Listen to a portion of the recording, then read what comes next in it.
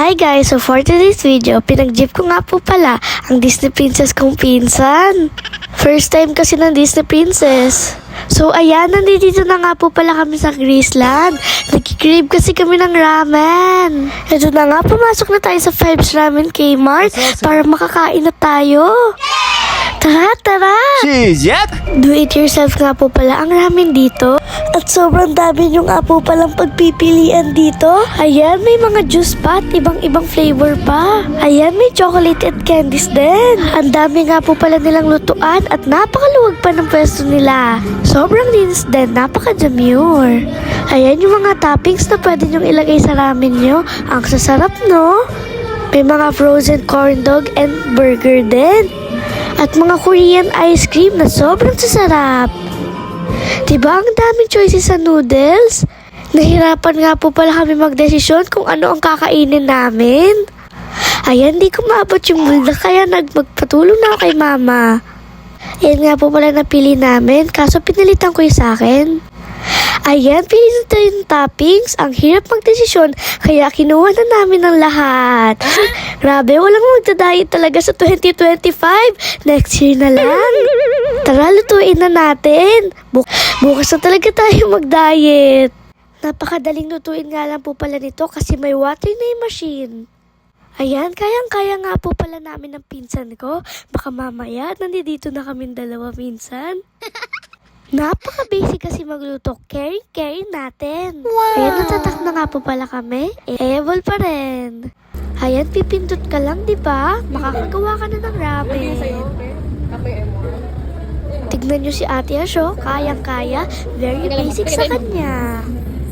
Post lang yung mga yan, pero deep inside, gutom na talaga kami. Ito yung sa akin, wala talagang diet. At ito ang kay Ate Ha. Seryoso magluto yan? Uy, first time din. Seryoso ang Disney Princess natin.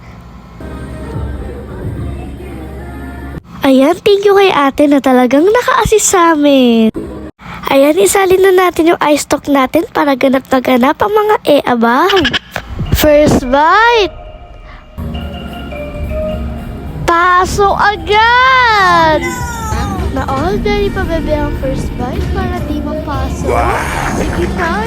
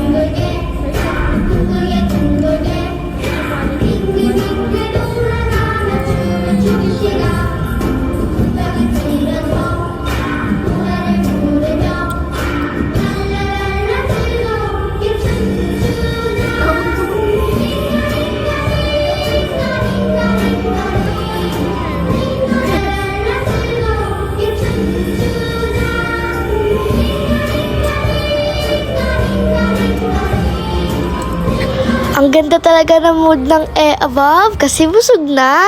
So ayan, pipili na kami ng ice cream. Kaso feeling namin hindi na namin makakain sa sobrang busog. Napag-usapan namin na next time na lang pagbalik namin dito kasi sure na babalik kami dito. So yun lang muna. Bye! Punta na ulit tayo bukas. Salamat sa diet.